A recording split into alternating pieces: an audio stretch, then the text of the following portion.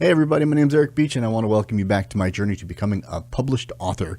This is a place where I want to talk about some of my successes, some of the failures, the struggles, the excitement that I have, or the progress I've made. And I have published 2 parts of my Red King novel, which is one that I wrote 3 years ago. Dystopian, 2 brothers at war in the Middle East come back to find America is now a monarchy and has been overtaken by the president, who is now the Red King, and debating if they want to allow this to stand because they've just been so put off by their years of service and how the government has used them and how blurry the lines get when you're serving honorably for a cause that actually doesn't make sense when you think about it. Or if they can't let that stand and they have to go back in, which they do jump back in when they see someone being abused in a way that the government shouldn't, that forces them into action. Now they're in the thick of it again, finding out that there is a whole resistance. And, it's something I made 3 years ago. And is it original? Is it not original? This is the point of struggle that I've been at for a long time. Over years, whether it's writing a book, writing a screenplay, creating wellness plans, I always feel like I have an idea. And then I'm really excited about that idea. And then inevitably, as soon as I have it, now all of a sudden, even though I'm 41 years old and have never seen this concept, I find out that it was a concept made in 1978. So I'm like, oh my God, this is not original anymore, but I thought it was my thing. And I think we have this idea that for us to make an impact, we have to be completely original and find the gap in the market where nothing exists like we have to offer. But this is such a scarcity mindset for me. And I feel like I'm trying to create from a place of lack. And that doesn't lead me anywhere good. I don't think it leads anyone really anywhere good. It might be successful, but is that the highest good for that person? If I become famous or wealthy because I've written this book that I really don't care about, that I really didn't want to write, but I knew it would sell, well, now I'm slave to that success. I have to continue to write that type of thing if I want to maintain my credibility, my money, whatever it is that I earned from this production. And as I go, I realize I do not want that because I will fall on my face, or if I succeed, I'll be depressed. So what do? Do we become derivative? Well, I don't think so. I think that's naturally going to happen, is what I'm realizing right now. As I write things, I get excited, genuinely, authentically excited about some of the stuff I'm writing, some of the problems I'm solving in my own story, because when I write, I'm, on a plan, I'm on a path, I have a goal, but then things surprise me along the way where I either change direction or I ask a question of myself because something doesn't make sense. Well, why is this possible?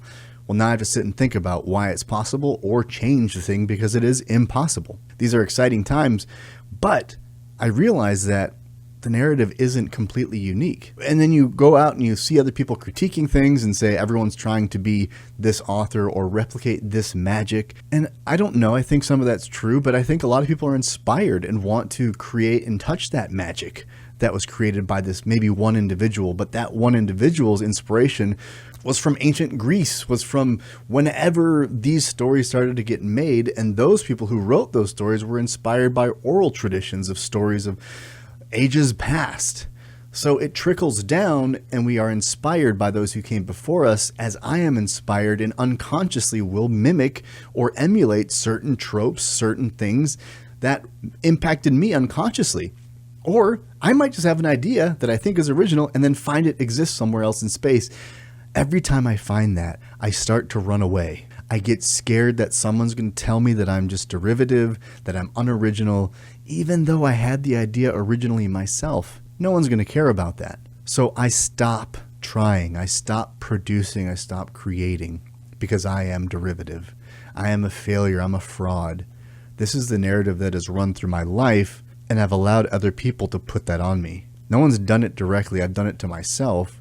So therefore, the only one who can undo it is myself. And guys, I don't want to put myself out there. I don't want to have those comments thrown in my face because I feel deeply. It's one of the reasons that I love creativity, but also don't like it because I feel things so deeply. I experience simple things intensely. I also have a hard time understanding the heart behind things that people say, so I take it very personally as a way, I think, to convince myself not to risk it. But what I know is I've learned enough about the hero's journey to realize that every successful movie, every successful book in some way follows the hero's journey, is a derivative of that. And one specific problem I had recently that I realized. I'm writing a book called Bleak, and it's another dystopian where it's set in the past, where an eternal winter has come over the lands, and it follows a character named Bram as he navigates these lands. And in the narrative, his world starts small, and then it grows, and eventually he meets people that are good, some are bad. That's never been done before, right, in a book? No, it clearly is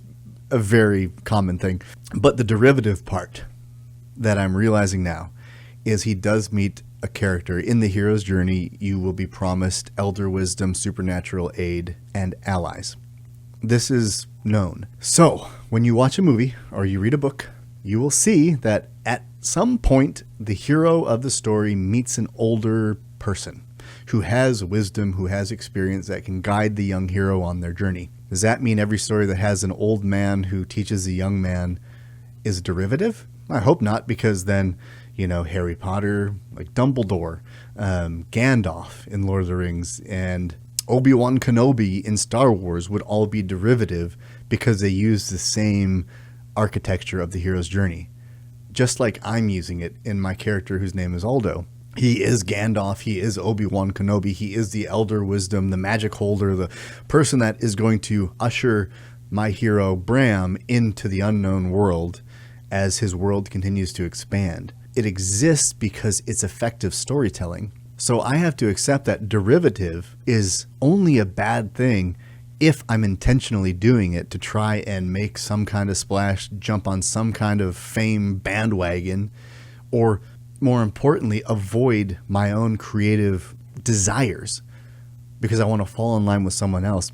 I'm naturally going to fall in line with the hero's journey because it's an architecture we can't get away from. And if we do, very few people have been successful doing it. And when they are, my God, it's huge. I don't maybe like it, but it's groundbreaking, right? But then as people try to emulate that, like there was a book, I forget what it's called, but it literally was the life of like an accountant. And it was a day-to-day account of very boring, very mundane things, but it was so real that people were like, this is amazing. And some people hated it, of course, because it's literally the life of some random person with no excitement, no narrative. It's just as it happens, it is written.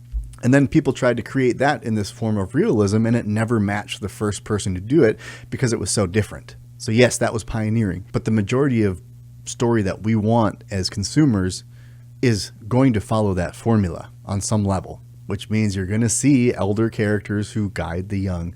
You're not derivative if you use that. I'm not derivative. I love Aldo. I love the character I'm creating. Is he like Gandalf? 100%. Is he like Obi-Wan? Yeah, to a degree. He is like those people, but that is such a fun thing. And I'm not here trying to tell you that I'm going to create a story that is going to change the fabric of storytelling.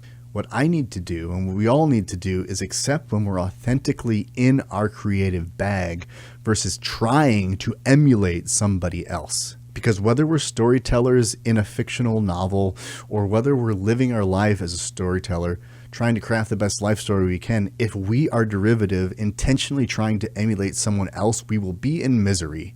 Maybe not now, but we will be in misery at some point. We will follow the paths of others, but we must leave ourselves open to following what we care and are driven towards enough so that we don't follow the exact footsteps. Rather, we walk beside the people who inspire us. So in my writing, I'm empowering myself by realizing I'm walking beside people who have done it successfully, following some kind of path, but allowing my mind to be creative and not worry about how revolutionary anything I might ever write is. Because even if I do write something revolutionary, it's not going to be now. Right now, I'm just trying to lay the foundation so that I can create sustainable practices and open my mind and develop that creative muscle so that I can continue to write and not feel like, well, that was 5 novels down. That's all I got. Because one of the benefits of creativity is doing it over and over shows yourself that you don't run out of creativity. There's always something new as long as you work out that muscle, just like we have to work out our physical body. So part 2, chapter 1, part 2 has been released on Wattpad.